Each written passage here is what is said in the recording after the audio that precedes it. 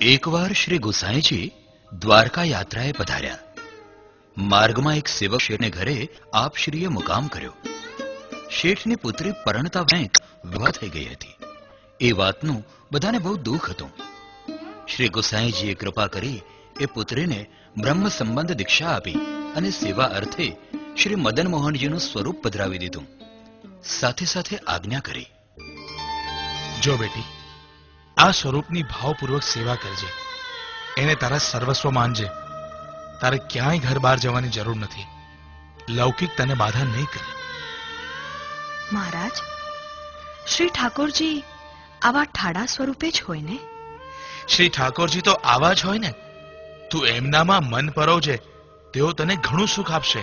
શ્રી ગુસાઈજી તો આશીર્વાદ આપીને યાત્રાએ આગળ વધાર્યા.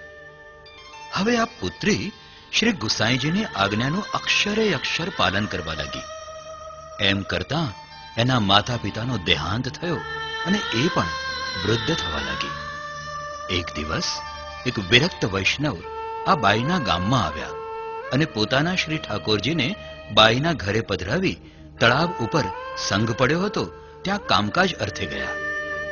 આ બાજુ બાઈએ ભોગ ધરાવવાની તૈયારી કરી અને ઝાંપીજી ઉખાડી. અંદર શ્રી બાલકૃષ્ણજીનું સ્વરૂપ હતું.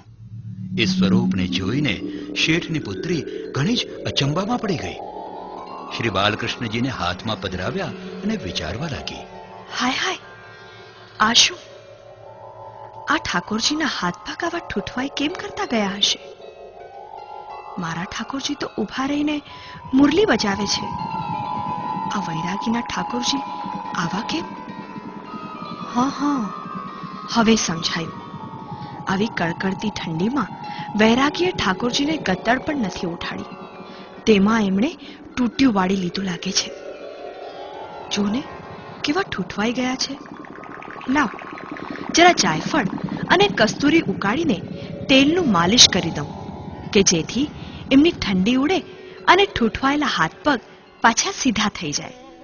શેઠની પુત્રીએ તો ગરમાવો આપતા તેલનો માલિશ કરવા માંડ્યો. શ્રી ઠાકોરજીએ વિચાર્યું કે આ બાઈ તો સરળ સ્વભાવની છે. શ્રી ગુસાઈજીના વચનો પર એને અડગ વિશ્વાસ છે.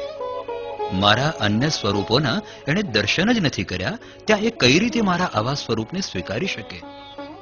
જ્યાં સુધી હું હાથ પગ સીધા નહીં કરું ત્યાં સુધી એ મને છોડશે નહીં અને રાજભોગની સામગ્રી ઠંડી થઈ જશે.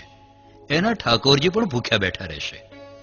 આમ વિચારી વૈરાગીના શ્રી બાલકૃષ્ણજી પણ શેઠની પુત્રીના શ્રી મદન મોહનજી જેવા મુરલી મનોહર બની ગયા. આ તરફ વૈરાગી તળાવેથી પાછો ફર્યો. એણે પોતાના શ્રી ઠાકોરજીની બાઈ પાસે માંગણી કરી.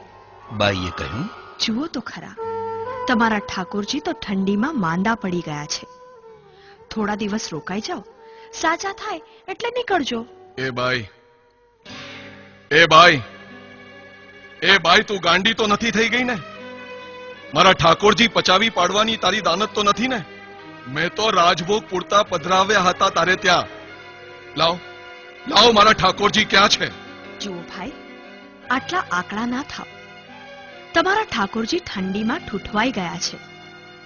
આ માલિશના તેલની શીશી સાથે લેતા જજો, રસ્તામાં કામ આવશે. વાહ, આ તેલ માલિશની વાત તું બહુ સરસ લઈ આવી. હવે મને કંઈક શંકા જાય છે. તું ચાપીજી ખોલીને મને મારા ઠાકોરજીના દર્શન કરાવતો. ઓહો, આલ્યો ભાઈ તમારા ઠાકોરજી. સાવધાનીથી સેવા કરો તો સારું.